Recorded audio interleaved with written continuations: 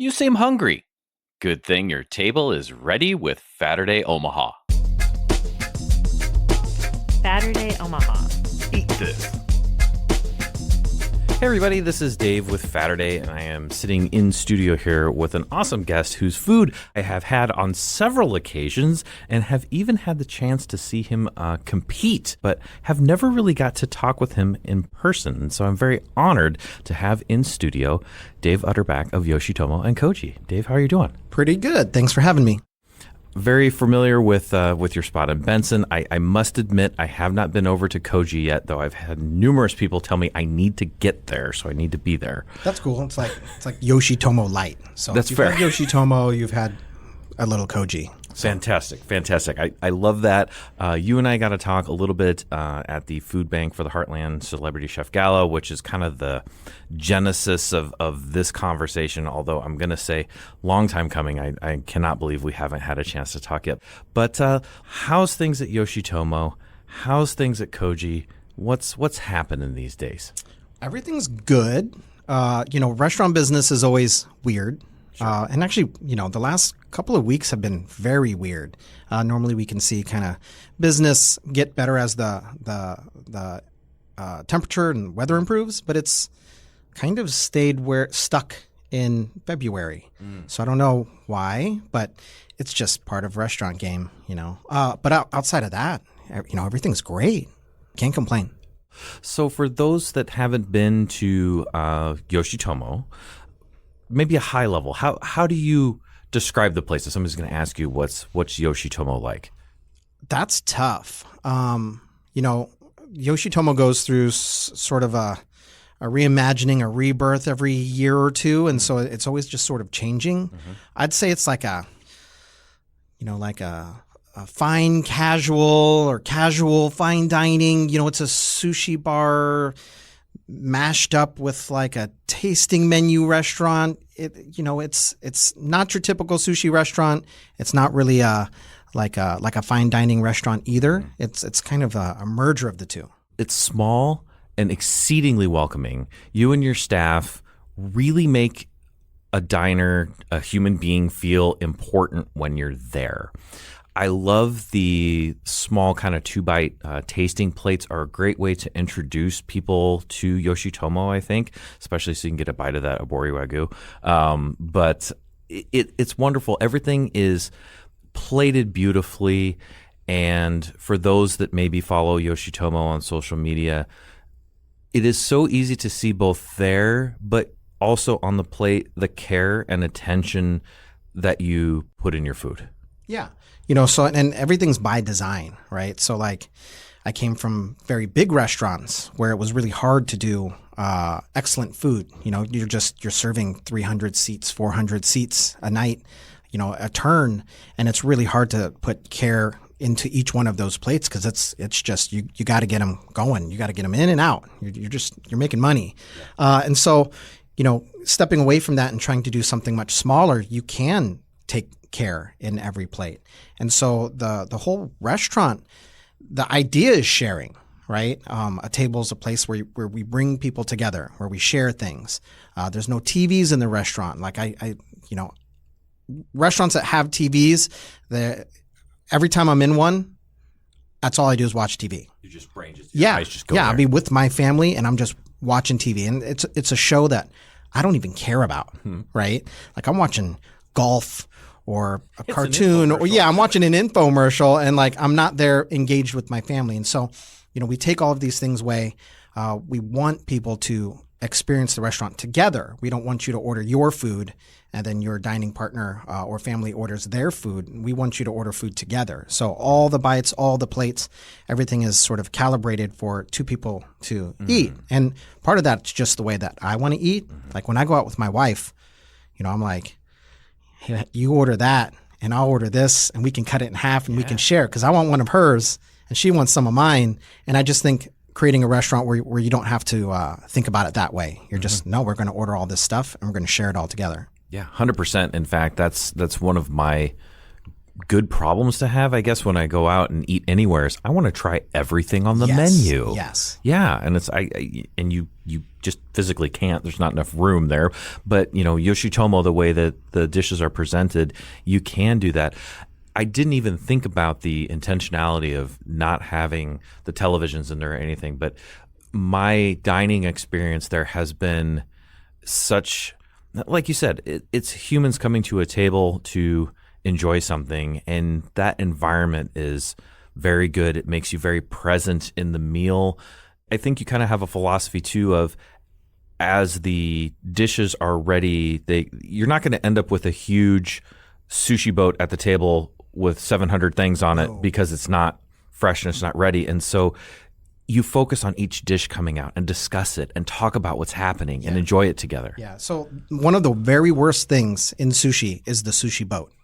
Like, if I could just get rid of them all, set them all on fire and send them out to sea, whatever it is, if we could just get rid of them, they're fun and they make for a great picture and they're great for parties. But when you really think about sushi, it's best immediately. Right when it's made, that's when it's best. And that's all food. It's best immediately. And so you've got this sushi boat. Let's say you got 15 things you got to make for this sushi boat. Well, the very first thing that got made just sat there while they made the rest of the food. And then it all gets put on the boat and it goes to the table, and it takes half an hour, 45 minutes to put together all of this food. And so you have food that's been sitting, out for half an hour, 45 minutes.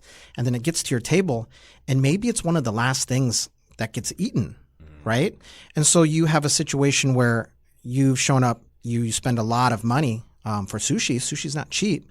And you just got served something that was an hour old. Like, if your server came up to you and told you, yeah, I'll take your order, this thing that you've ordered, I'm going to give it to you in an hour. I'm just going to leave it on the counter.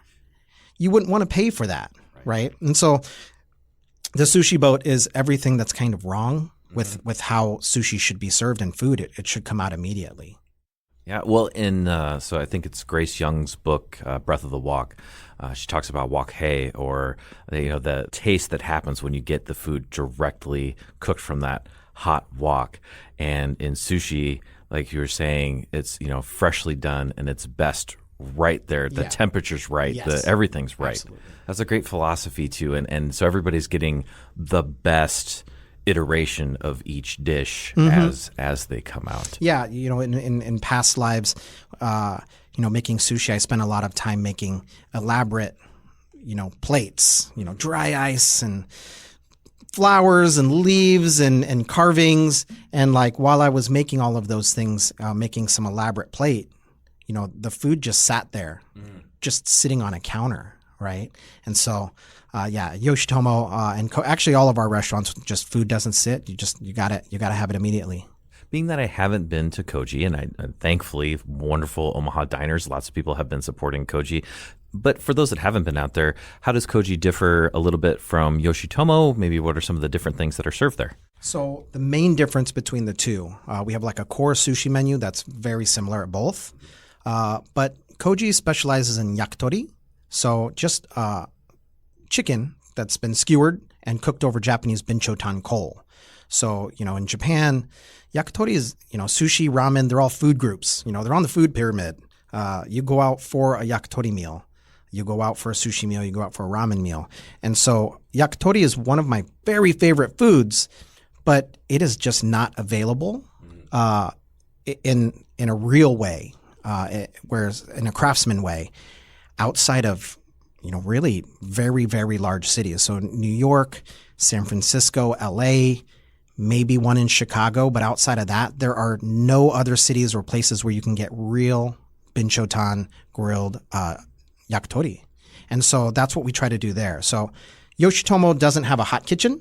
I don't think many people know that. You just have a torch. Yeah, we just have like a toaster oven from Walmart. We have a torch that we got from Home Depot, a microwave. We've got like a camp stove. All the great things that we've achieved in that restaurant, we have done with basically tools from Walmart. But we have no kitchen, no range, no oven, no hood, no fryer. we have, when we cook something there, we have to get really creative. But at Koji, we have all of those things. And so there we can do cooking and we can cook over charcoal. So the main difference is you kind of take the fine dining aspect out of Yoshitomo and you replace it with grilled yakitori, like chicken, and that's you got Koji. I was talking to somebody that had told me that they had worked at Koji, and they were talking about the preparation for the yakitori, and it's not just as simple as skewering a bunch of chicken. From what I understand, the breakdown of the chicken to prepare it for cooking is quite precise. You're not just making 4 pieces of chicken and throwing it on a skewer, right? Can you talk a little bit about like the prep work that goes into that? So yakitori is really cool in that you can hyper focus on specific parts of the chicken and not like this is the thigh, this is the wing, this is the heart. You can get those things, but we can dial down into like parts of the thigh. Like in that thigh meat, there's like 6 different cuts of thigh in thigh meat. There's like slivers of meat within the thigh that all taste different. And until you've had them cut out and put on a skewer and grilled, you don't even realize that. And so yakitori is cool in that you can eat specific parts of that chicken,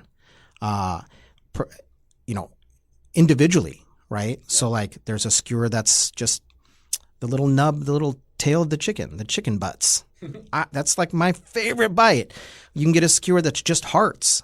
Super delicious. A skewer that's just liver. 2 or 3 different thigh cuts. You can get a wing. We could do a meatball. It's really cool to have. You never think about, I just want to eat the hearts of the chicken, or I just want to eat the butts of the chicken, right? Like, and that's what's really cool. And so the preparation, we get fresh chickens from here in town, and we break them down from skin. We save everything. All the bones get turned into a sauce for those chickens, and so it's way more involved than just Dad's backyard, kebabs. I mean, it makes sense that there are different pieces that have different flavor, but in my experience, it's like, oh yeah, it's a chicken thigh. Dark meat tastes different than white meat, but when you break it down to even a more focused level, that's so cool that you can extract different flavors from those each individual little items. Yeah, absolutely. It's so cool. So you're involved in more recently taking on Sushi Ichiban as well, correct? Yeah. And so carrying that tradition forward, one of Omaha's longest running sushi restaurants, right? It's the oldest. Yeah. For sure. I mean, it opened in 1986. It was the very first sushi restaurant in the city. Yeah.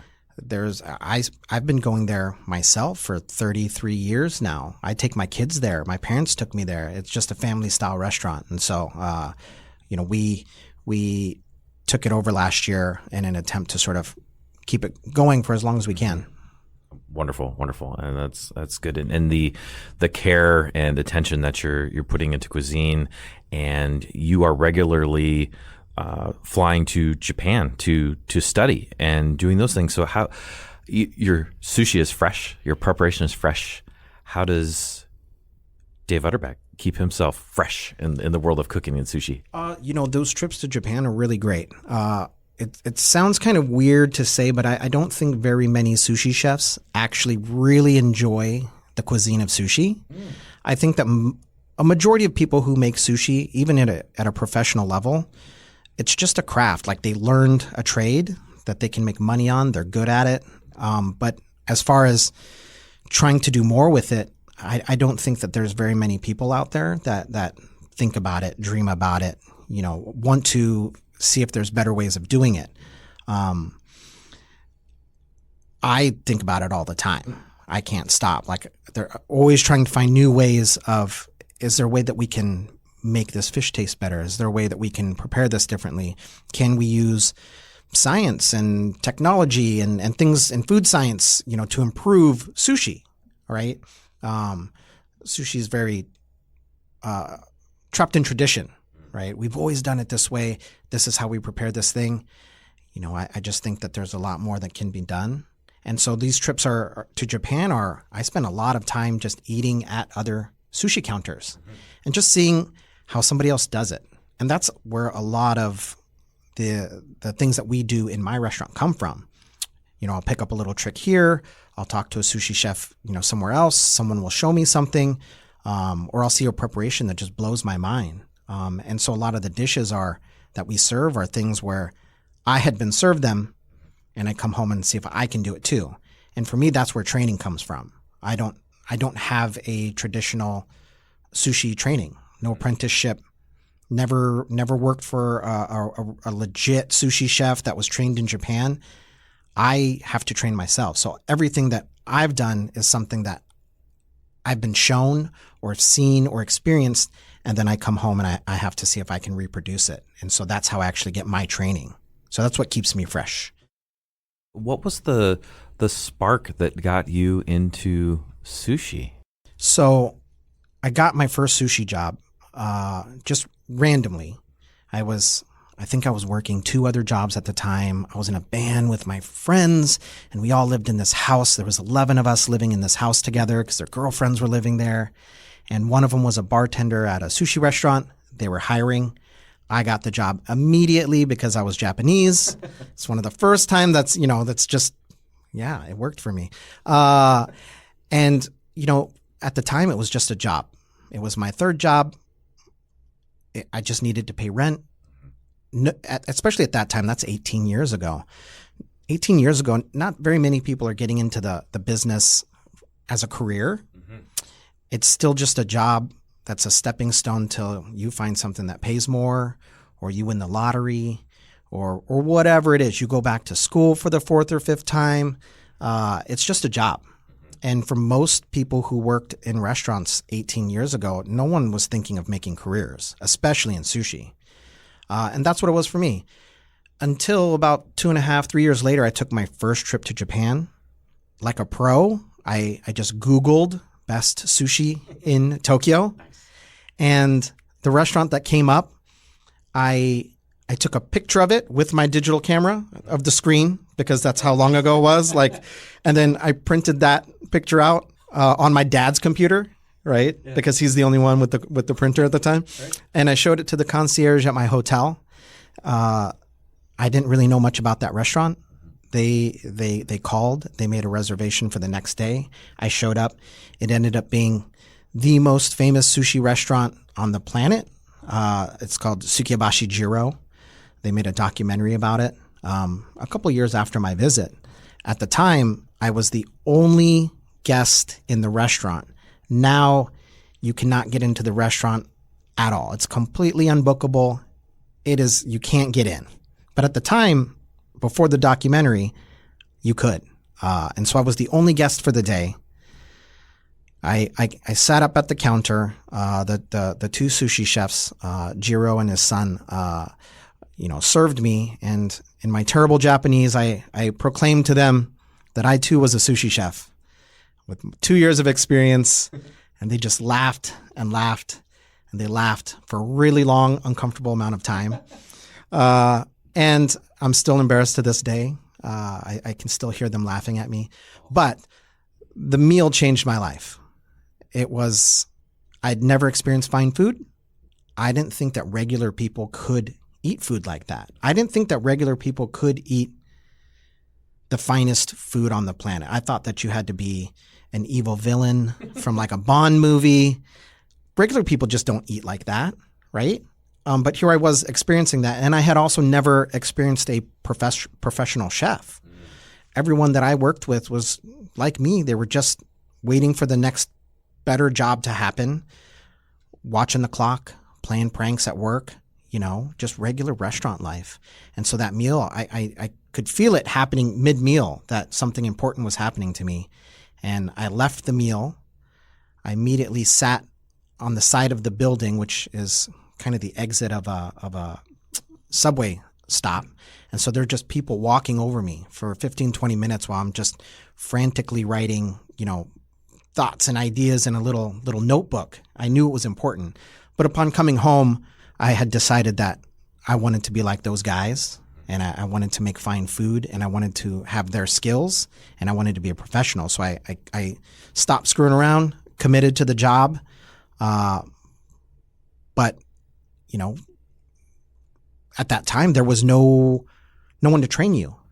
There's the omakase boom had not hit. There was only a handful of these counters in the United States, maybe less than 10 for sure, in the whole United States. And so if I wanted to learn these things, I would have to just teach myself. And so I just started ordering fish, trying to learn. You know, I would get books, Japanese cookbooks, have my mom help me translate them, work on technique, and slowly build that technique myself. But it all came from that one meal.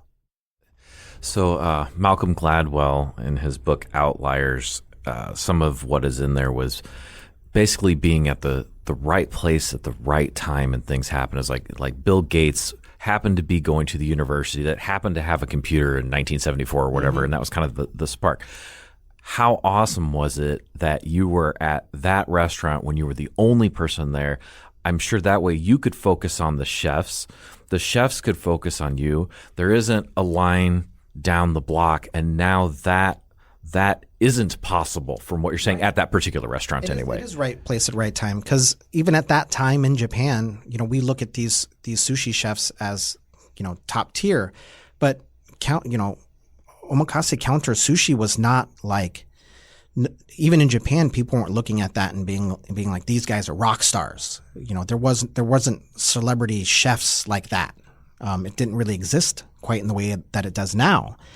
And it is right place, right time, because it takes 10 years, 12 years of training to build the skills to even be able to do that, right? And so coming back from that trip, you know, we're now I'm at the point of my career where I have now practiced and trained enough where I'm ready to do the things, you know, attempt to do the things that they're doing.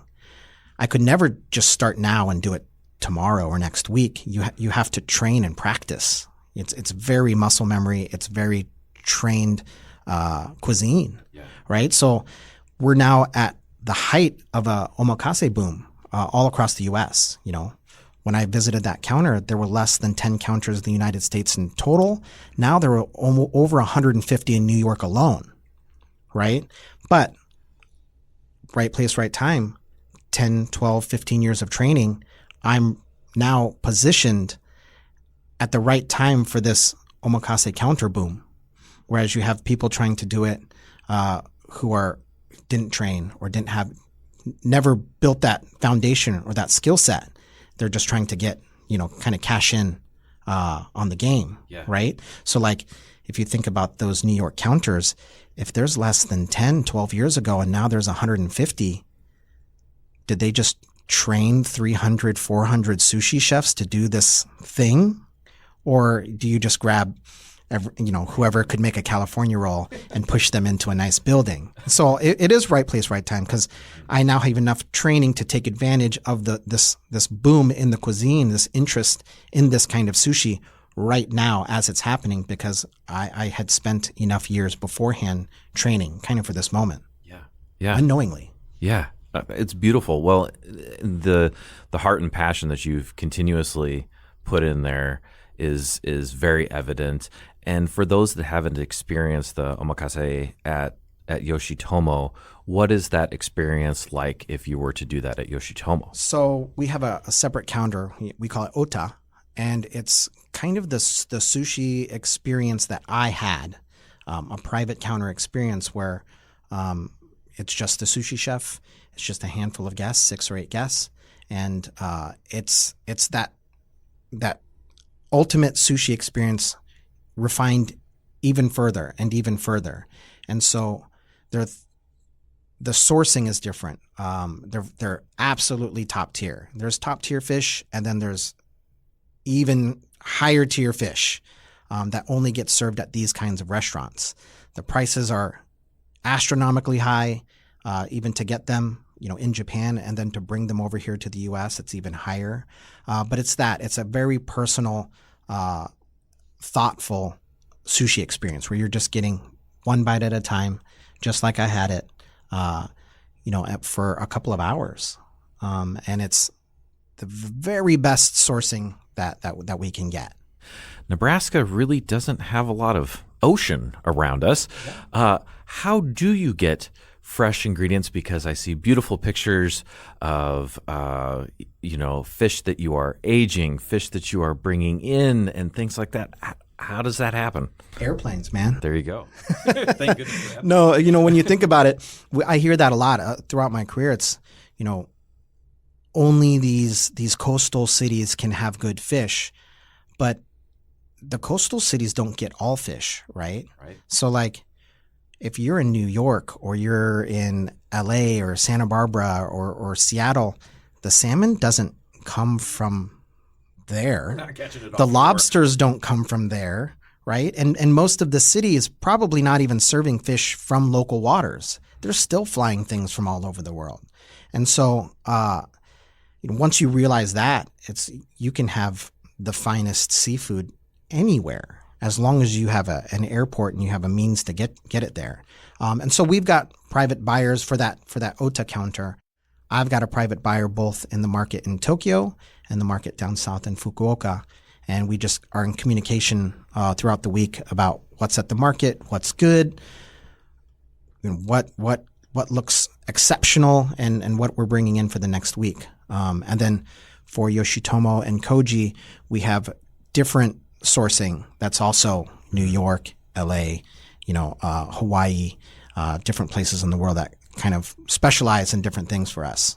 And so it's airports. Almost every day we get a delivery of something from somewhere else in the world. I'm glad that you discussed all of that, and that, if you are in New York or LA, that they are sourcing fish from elsewhere too. It's not just caught off the dock at Santa Monica Pier or something along those lines. So I think sometimes people are like, we can't get fresh fish in Nebraska. I think Nebraskans and Omahans, quite often, we are very self-deprecating on our own town sometimes. Oh, we do. I hear it all the time, right? So I will bring in this amazing product, and almost every week, somebody sitting at the counter. I've brought product that is Michelin product from Tokyo, and somebody will proclaim at the counter, "This is definitely the best sushi in Omaha," right? And I'm like, "That's it? I don't get the state.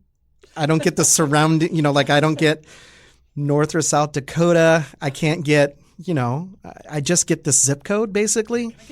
But I think that's what we do in Omaha. We're so used to being a small town, and we're so used to being, envious of bigger cities. And I think that we often don't think that we have things that are on a national level or a global level, right? I think that oftentimes we're just so Midwestern nice that we just assume that a restaurant or an experience in a bigger city is just inherently better than something that we have here. Like a restaurant in Chicago is just inherently better because it's in Chicago. But we have a handful of restaurants in this town that if you pick them up, drop them in New York, Chicago, anywhere in the U.S., they'd be one of the best restaurants in that city. And speaking of that stage and the national stage, etc., I am sitting in the company right now of a multi-James Beard nominee. So you are representing Omaha to the United States and the world. It's very exciting. Yeah. And how many times? Is it 3 or more? So we got 2 semifinal nominations. We have an actual nominee. Not last year, 2 years ago. Mm-hmm. I was a nominee.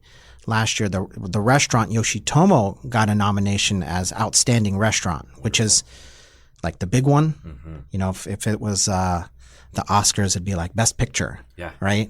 And so that's just wild. Restaurants that have been up for that category and have won are some of the most important restaurants in the country. Mm-hmm. And so just to be included in those conversations is a strange feeling, right?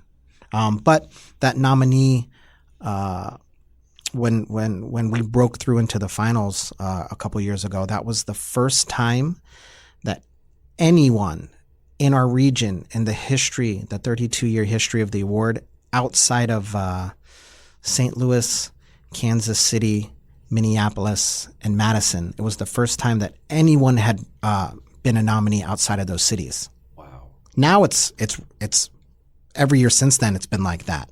But that was the first time that it ever happened. I would love to see the look on various people's faces with, wait a minute, a sushi chef or sushi restaurant in Nebraska got nominated for a James Beard. Oh yeah. I mean I hear it through the grapevine. Yeah, it is. You guys had steak and potatoes. What's Yeah. this?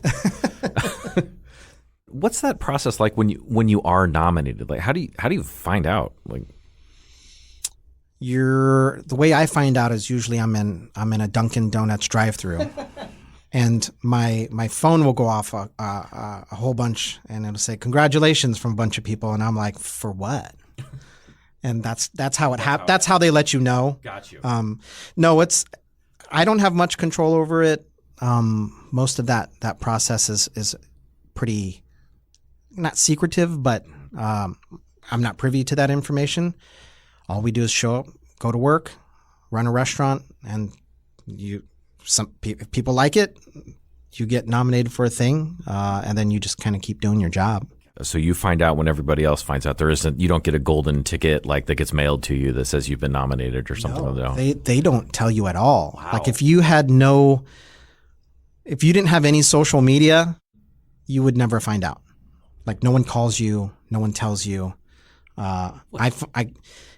You find out pretty quickly once it happens. Sure. But no one reaches out to like tell you or congratulate you. You just sort of go on with your day. And in fact, tomorrow they're going to announce the nominees. Oh. So by the time that this airs, maybe we will have another nomination for Yoshitomo or yourself. Possibly. I tell the staff not to put too much stock in it. You know, we run a restaurant. A lot of these things are a little political. And so, you know, we just do our thing. Your thing has been noticed, obviously, and well loved, and so that's wonderful as well. One thing I did want to ask you before we're going to get to the Foodbank event as well, but we've talked about the restaurants, we've talked about your trips to Japan, we have talked about sourcing of fresh, awesome fish and uni. I guess we didn't talk about uni yet, did we? But talk to me just briefly, because I have a feeling you could talk to me for a while about this. Talk to me about knives. You have some pretty cool knives, but like, what is the Dave Utterback philosophy on knives, or what are some cool things that you have, and why are they important? Right. So I only use exclusively Rachel Ray knives that I get from Walmart. Perfect. No. So like, you know, time and place. You know, we were talking about that earlier. Yeah. At that time and place when I decided I wanted to become a professional, I started getting into knives, Japanese steel. And now they've become popular. You know, now there are knife makers that are impossible to get, you know, because there's just there's too much demand for them. But I got into it at the right time. And so I had to kind of teach myself, learn how to sharpen knives.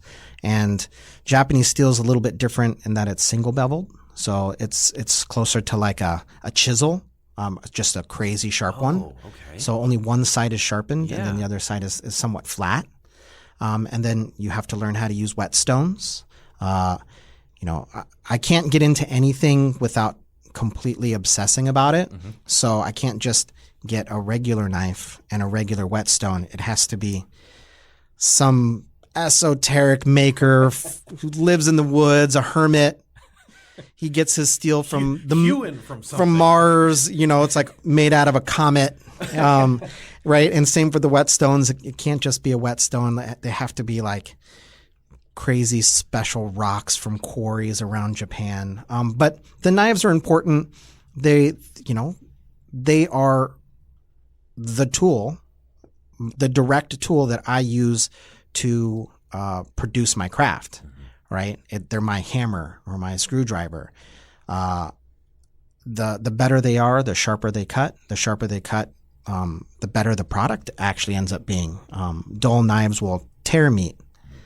Sharp knives will kind of slice in between cell walls and everything comes out nice and clean, and I can produce much better stuff. But I now collect all of these ultra rare knives that only have value to me. But old makers, old blacksmiths, it's just another cool thing, right? Like a sashimi knife is essentially a samurai sword, a katana, if you will. Yeah. So when Japan kind of became more of a Western style government, the new government was afraid of rebellion, and so they banned the samurai class, and so they banned weapons. They didn't want these banned samurais to have weapons where they could rebel, and so you had all these knife makers, these sword makers, all around Japan who were all of a sudden out of work. So instead of quitting or changing jobs, they started making kitchen tools. That's awesome. So the knife that I use is just a samurai sword that's been shrunk down to 12 inches. And I don't know another job where you get to bring a little samurai sword to work and play with it and not get in trouble. It's so cool. I was talking to Piero Cotrina of WD Cravings, and if I recall, I think he may even have one of your knives. I think he was gifted a knife at some point, but he was talking to me a little bit about like blue steel versus other types of steel. Yeah. So just knives, they have you can get really nerdy and sciencey about it. Yeah. But different qualities of different metals, like zinc, cobalt, you can add to the steels and they can change the durability or the sharpness. And so you've got white steel, which is super clean. It's got very little additives to it.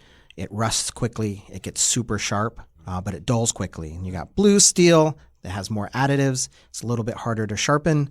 Doesn't get as sharp, but it lasts a long time. So it just you can go all day about these things. Yeah.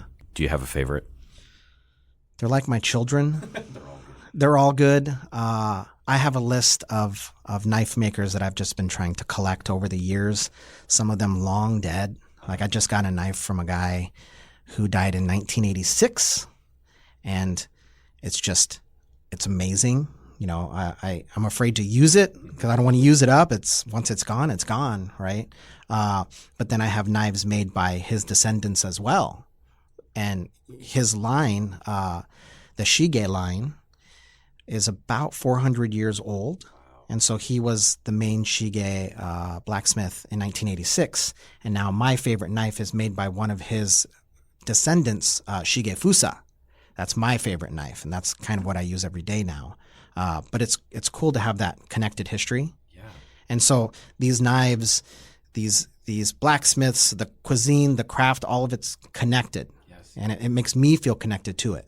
I guess I didn't think about that too, because every time you're sharpening that knife, it's technically getting a little bit smaller each time, isn't it? Yeah, and eventually it's gone, right?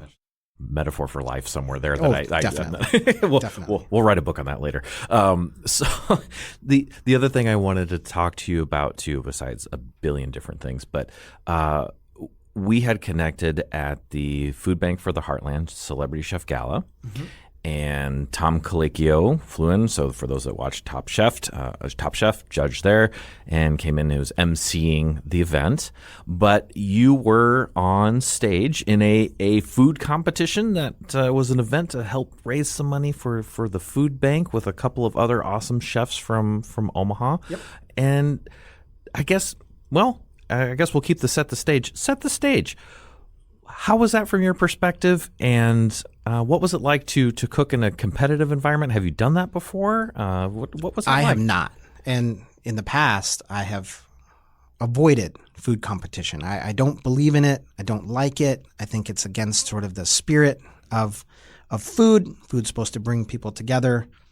Competition like that, it's not my thing. Sure. But the mission and the opportunity to kind of take what I do and create some positive good out of it, right? That help other people, that kind of swayed me into saying yes.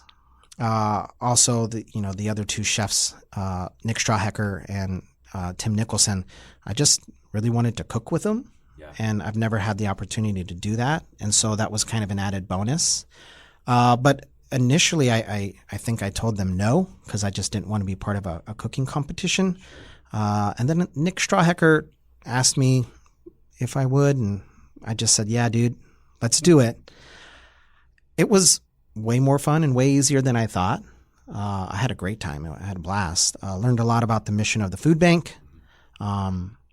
Got to tour the facility. They're building a new facility here in town because they've outgrown the old one. Yeah, 84th and L, brand new out there. Yep, Yeah, huge. But in touring their current facility, you learn that they serve 98 counties, which is the second largest food bank in the United States. Oh, goodness. It's thousands of people a day, and they could do more if they had a larger facility, and so they're building that larger facility. You see the volunteers; they're almost entirely a volunteer force. You see all the food coming in and out, and all the work it takes to meet the need, and we're not even close to meeting the need. It made it real, made the mission real. Being an observer from the audience side, it sure looked like a lot of fun. I think the umbrella of the food bank being that everything there was for the mission of the food bank probably took a little bit of the stage lighting and stuff to a calmer level, maybe, just because it's more purposeful for that mission. Yeah, the competition side was more fun. Yeah. I wasn't worried about winning. I told everybody as long as I came in at least fourth place amongst three competitors, I was probably it was probably good. Yeah. It was 1,200 people. It's a little anxiety being on stage for that many people, but really at the end of the day, it ended up being pretty easy and a lot of fun. I have to say, your stage presence was great. You really did look comfortable and that you were truly enjoying making your dishes. Your interaction with Tom, because he would come over and ask you questions. You were right on it. You were humorous in your answers. It was awesome to watch. Yeah, I've been playing in bands, rock bands and punk bands since I was 15, 16 years old. So being on a stage isn't new. Mm-hmm. Being on stage doing that, cooking is new. So it's not outside of my wheelhouse, I suppose. What did you cook? So I made, first of all, the secret ingredient was tenderloin, which I'm a sushi chef, man. Like, that's not fair, right? The last time I cleaned and cut a tenderloin was 15 years ago. I don't mess with that stuff. And so I have to relearn how to play with this ingredient. People think of chef and they immediately assume that you are a master of all things. No, I'm a seafood guy. I know how to cut fish. I know about those. I eat steak. Mm-hmm. I don't know how to butcher a cow or that's not something I specialize in. So the secret ingredient is tenderloin. So I'm trying to think of something that I can do on stage. So total cook time of about 25 minutes, something that I can do on stage from beginning to end, prep it, cook it, and finish it off with sort of the parameters that we've been given and the ingredient list that we had been given. And so I decided to do something that was not in my wheelhouse, something that people wouldn't expect me to cook. There's a dish that moms make, and most Japanese restaurants have. It's called a negimayaki. It's just thinly sliced beef that's been rolled around a green onion or asparagus, and then you generally cook that teriyaki style. It's in a pan. You've got teriyaki sauce. It's reducing. It's getting thick. It's getting sweet. And you cut up that little rolled beef and you serve it with the sauce and it's done. That would not fly at this event. Both Nick Strawhecker and Tim Nicholson are fine dining guys. They're just, I know what they're going to do, and it's way more than just basic mom cooking. And so the dish that I did was, it started with that. I was going to make that rolled beef, but the sauce, I was trying to think about a steakhouse take on it.